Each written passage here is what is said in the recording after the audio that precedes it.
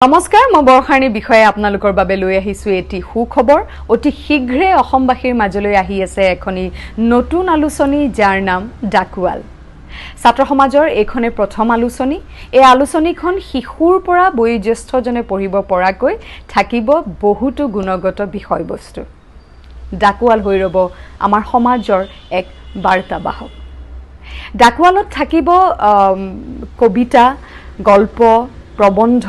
অনুগল্পৰ শিতান লগতে গ্ৰন্থ সমালোচনা জনজাতীয় কলা সংস্কৃতি চিত্ৰশিল্পী লগতে শিল্প জগত আৰু যুৱ সমাজ আৰু আমাৰ এতিয়াৰ সমাজ ব্যৱস্থাৰ দৰে বিভিন্ন বিষয়বস্তু